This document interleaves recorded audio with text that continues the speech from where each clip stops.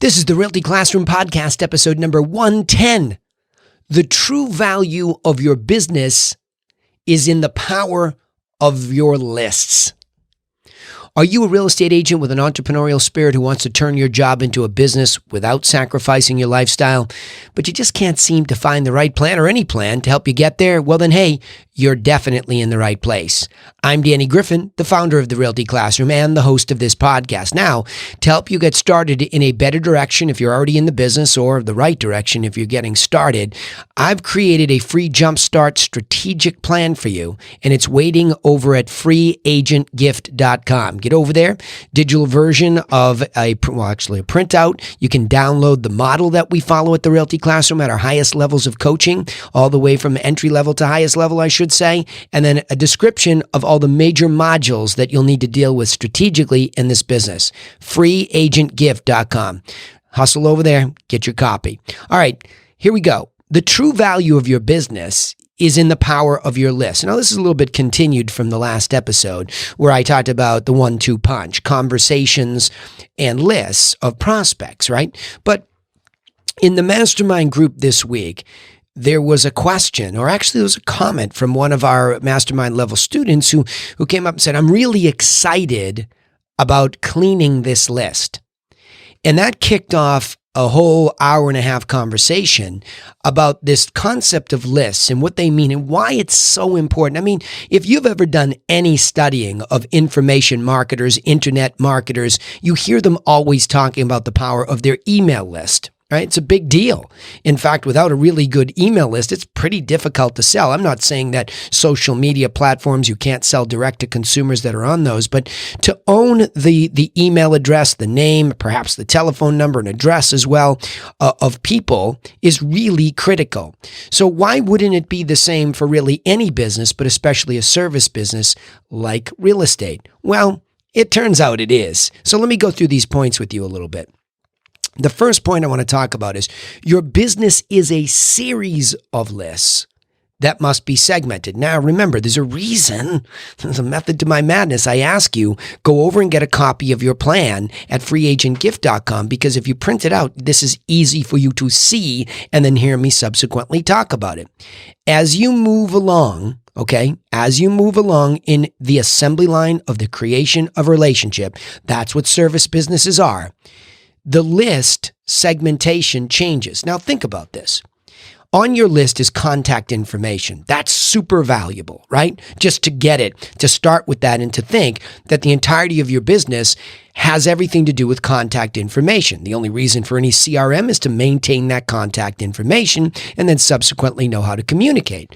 So when I walk through the basic model that I created for the Realty Classroom, I think in terms of modules. Now, marketing is in of itself, marketing is a concept that permeates an entirety of a business. But when I talk about marketing in the TRC model, I'm talking about marketing direct to consumer to try to achieve new relationships through marketing or gain new contact information.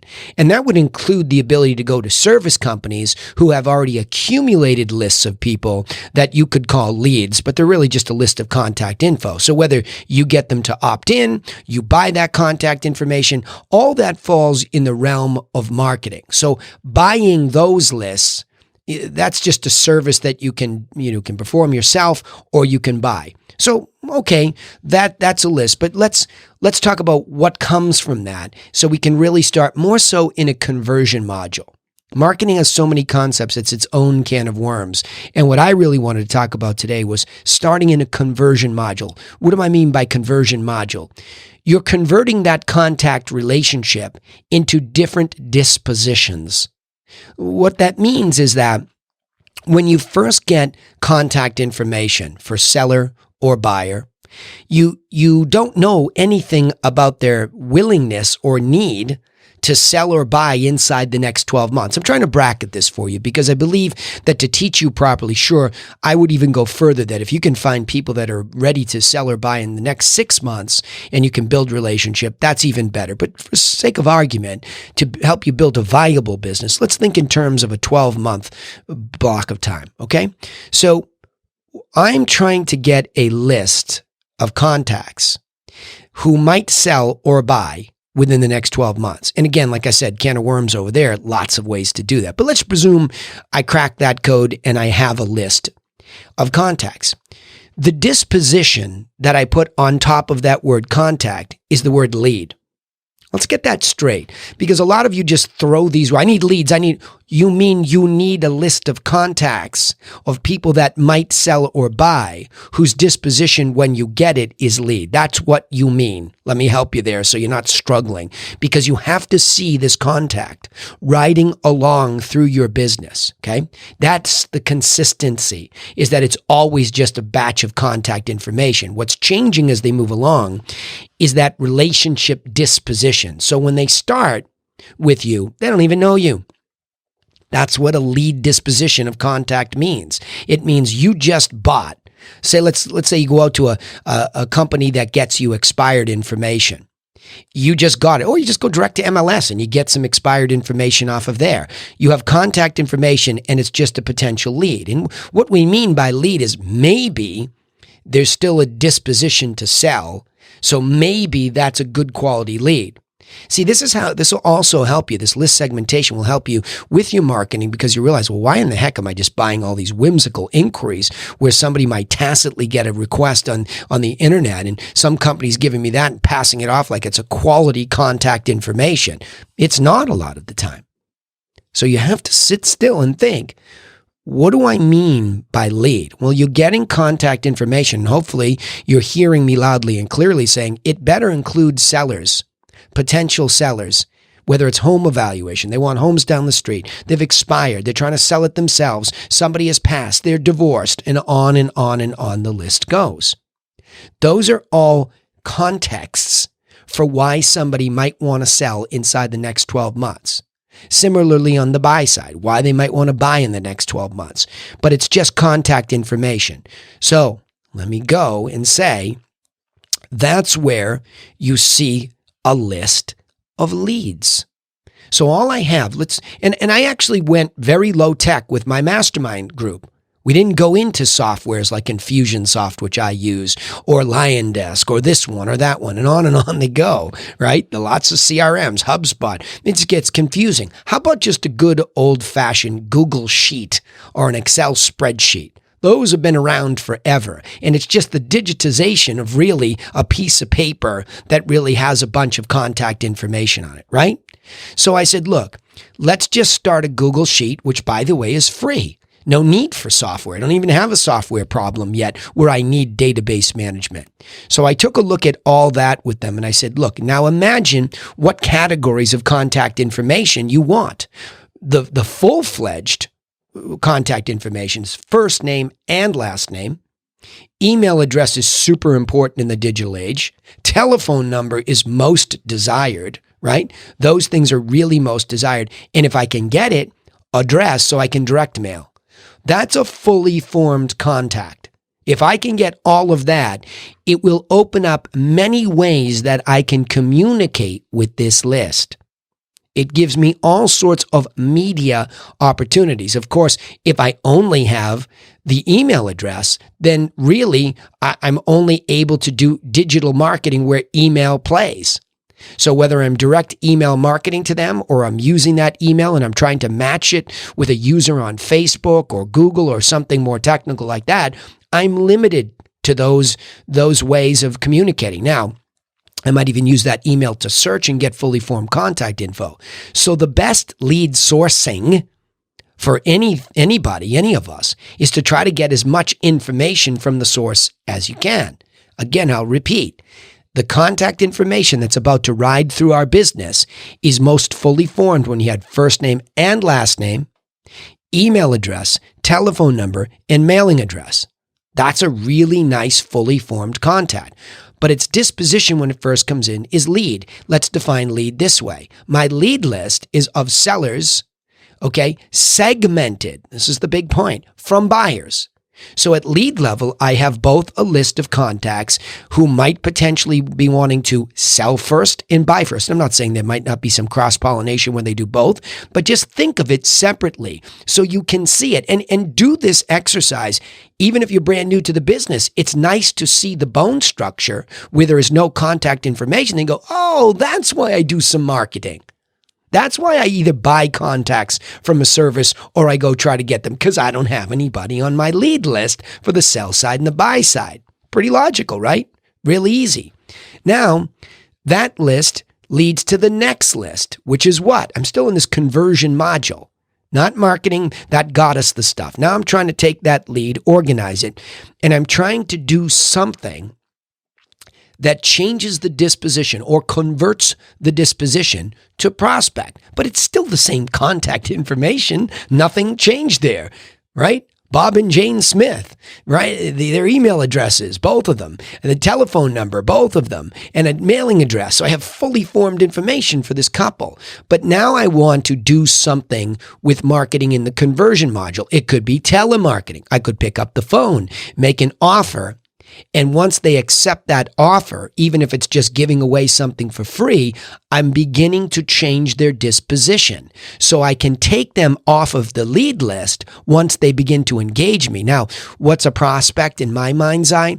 It's somebody that you have had some significant conversation with. And I'm not going to fret whether it's the phone, email, text. As long as they are two-way engaging, and they are receptive to your first offer, send free information, maintain their account on the website they just opted into, allow you to follow up, and have some seriousness of purpose inside the next 12 months. Try to be disciplined there. You don't want a bloated next level list. And once that's key, slide it off of that Google list, that Google sheet or Excel spreadsheet, and over to your prospect list. That easy. Now, if you had calls to make when you came into the office, now you have these two Google spreadsheets. You're just going down the list. And if you were really good, you got a little more information. When are they thinking about making a move?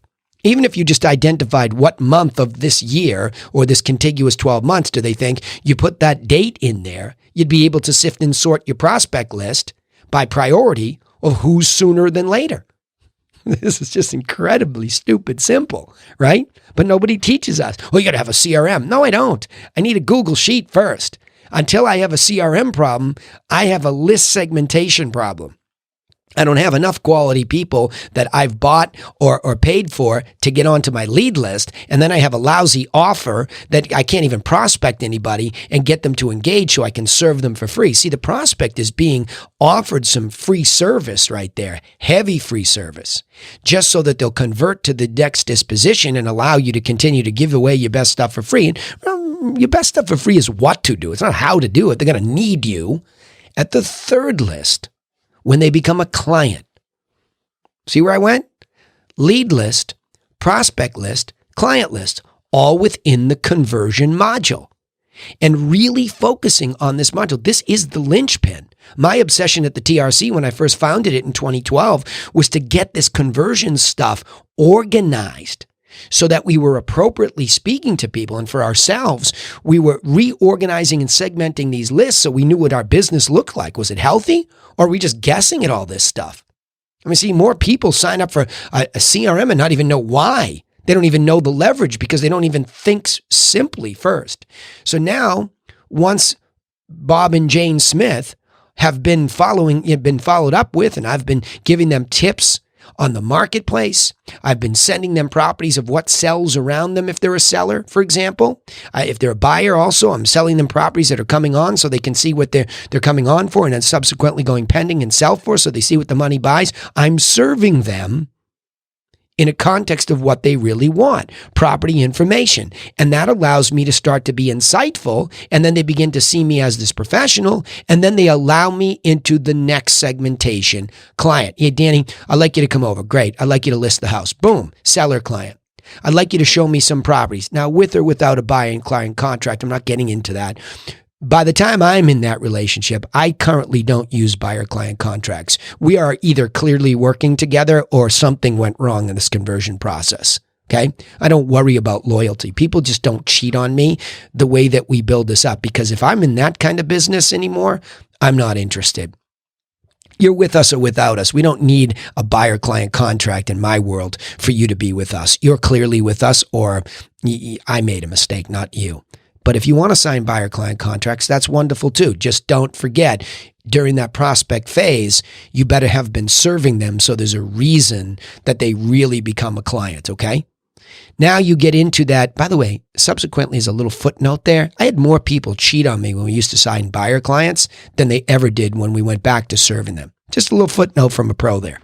So when you come into this final client stage now, you're now in the last disposition. But again, I took Bob and Jane Smith and I moved them to the next list. So you see, all they've done is go from one list to the next list segmentation to the next, all within one module. And ultimately, once they get through there and they're in contract, they go to my closing list. Now, people go in and out of there, really 30 to 45 days. It's a shorter stay there probably on average than the other list until they're birthed into what? The past client list. There's your business. Now, see, one of the other things that I went back with my mastermind group and said is, you got to think of this list, though, like an owner. So that's the next point here. You must think like an owner and treat your list like they're golden bars. What do you mean? Well, like that's everything. If you have one list that's really getting thin and blank, guess what? You have an operation problem. Because if you want a predictable and consistent business as an owner, you come in for the inspection once a quarter and you're saying, show me the lists. Print them out, put them in a 3-ring binder and show me, but also show me, also show me the value of them.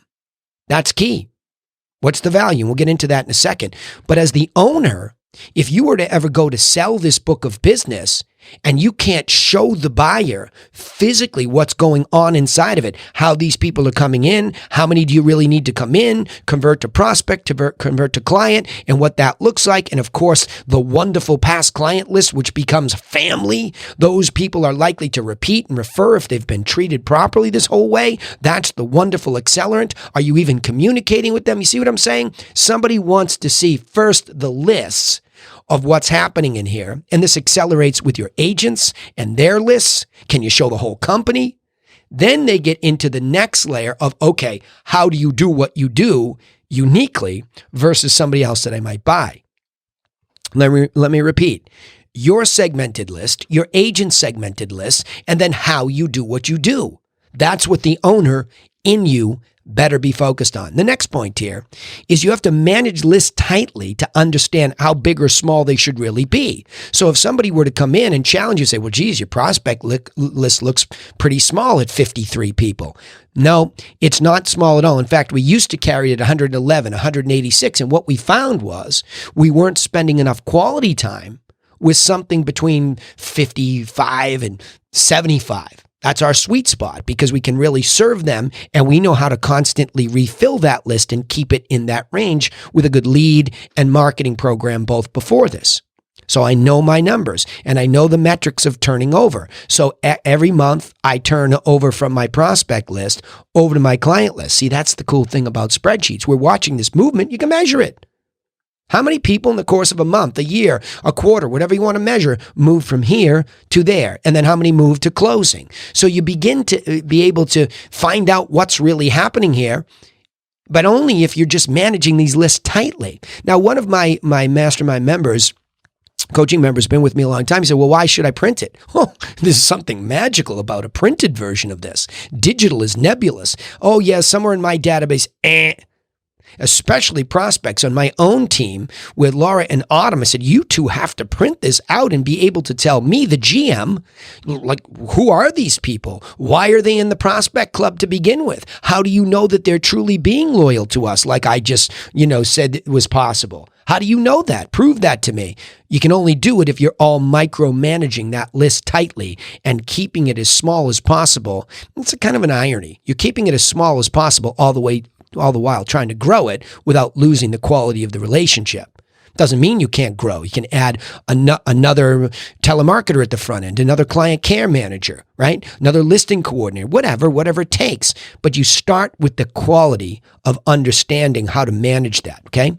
Now, whenever possible, the next point is to monetize your list to gain a true sense of value. I mean, if you have a financial goal, which I just scream loudly at the top of the mountain, if you don't have some basic financial goal for your GCI, right, your gross commission income, and then you don't know how you're going to achieve it through what area, what median, what average sale, what's the commission rate you'll get, what's your target commissions, and then how many transactions. I mean, I said that quickly. I've gone through this before. It's not the podcast for that. But if you don't have some sense of a mini business plan for money, well, then how do you know if these lists are even helping you get there the easy way? A lot of you just can't wait to go get this list of leads that's just filled with garbage, meaning there's a lot of those people that aren't even remotely close to interested in selling. And in fact, they're not even going to sell or buy at the price range that you're shooting for the median to meet your business model. See the problems here? If you don't do this stuff, you're way off, okay? So what you want to do is, as soon as possible, even at the lead list stage, another column that you would put in is the potential monetization value. And I just do it in the hundreds of thousands. So in other words, if a buyer lead comes in on your internet website and they're looking at an average of 500, well, in that list, their number is 500, right? You just put it there. So at least we know how many millions of dollars the leads are looking at on the buy side. And the sell side, you try to figure out as soon as possible either what they think the property's worth, what you think it's worth, and if it expired, just use that number. Okay, so you begin to get a feeling for value of these lists as well. So it's not just about names and contacts. What is that relationship worth to you as it progresses to a closed sale? And then repeats and it refers and repeats. That's the accelerant of value. But you got to put a sense of money into these lists as well as soon as possible. Don't leave it blank, even if you're just taking a guesstimate, and then over time you learn to refine it. And then, because again, that's the value of your business to somebody. Who cares if there's 53 names? Think about the difference of a prospect list that has 53 names at an average of $1 million versus one at an average of 125,000. Pretty dramatic difference. This is also why I say, why wouldn't you start at the median or average in your marketplace and start to move up from there? Wish somebody gave me that advice a long time ago. I wish somebody gave me this advice because this was stupid simple, right? Now, last point here. Maintaining your business value is in direct relation to your ability to maintain valuable lists under any economic circumstances. See, as of the recording of this, we're dealing with this crazy pandemic that's putting pressure on, oh my gosh, what will happen? Well, how much more comfortable would you be if you were in all these really tight prospect relationships, you had a clear number of clients you were dealing with that was still, regardless of the economic circumstances, still motivated to take action? You'd have a sense of control. See, we wait for something like a recession or a digital wave to change or a pandemic. We sit there and wait, and then we go into panic mode. You just wouldn't if you had this level of control. So let me go back through these points here. The true value of your business, the power of lists continued. Here are the points. Your business is just a series of lists that must be segmented. Lead, prospect, client, closing, past client. Start with those. Put them on a Google sheet or an Excel spreadsheet. You must think like an owner and treat your list like they're golden bars. This is the value. And as the owner, it's your job to keep checking in to say, is this business working? Are we building valuable lists? Third point, manage lists so tightly, okay, to figure out how big or small is the sweet spot. You'll learn by micromanaging those lists in a positive way. Micromanagement, by the way, is not a negative thing. It's a concept that we say, oh, this person's micromanaging me. Micromanage the heck out of your lists and your systems, and then the people don't have to be. So whenever possible, the next point, monetize your list to gain a sense of the true value. Put a number in them as soon as possible so you can monetize the list. And lastly, maintaining your business value is in direct relation to your ability to maintain valuable lists under any economic circumstances. That will help you. So summarizing it this way, you must think like a smart owner of a service business and recognize that the value of your business is in the monetary value of your lists of contacts who must be segmented by the stage of their relationship with your company or your business. All right, now remember, you can get more strategic by taking immediate action and go over and get a copy of our free simple business plan. I know a lot of you, I already know that. Don't do that to yourselves. This is a forever endeavor to improve your small business. Humor me. If you just download the free visual of how this business works, that'd be a great start so you can keep making sense of what I'm saying against it. That's over at freeagentgift.com, all right? Also, don't forget you can subscribe to this podcast so you don't miss these episodes on iTunes, Spotify, and all sorts of other places we keep adding so you don't miss out on the episodes. We also, and I'm not going to keep doing this here, all right? I'm going to make this a little bit more access for those who take the first free action step with me to join one of my lists that I keep talking about, right? Come in here. Show me you're more interested. Fog the mirror for me, and we're going to keep giving away the sales training calls to you if you're on the YouTube channel as a subscriber. If you're on the Facebook page and you like the page there, we're going to notify those people. But in the meantime, we're going to keep giving them away Fridays at 1 o'clock EDT. Lots of eavesdrop opportunity to hear me actually coach the technical side of how to move people along from lead to prospect to client to closing. All right. So turn on those notifications wherever you find us. Now, remember, the most important thing is what I tell you at the close of every one of these podcasts. Nobody is coming for you. So go get to work on your business like you're doing by listening to this, and I will see you in the next episode. Thanks so much for being here. I'm humbled by your attention, and I appreciate it. I know I'm a little fiery when I do this, but I care about you. Use this stuff. It works, or I wouldn't spend my time trying to help you this way.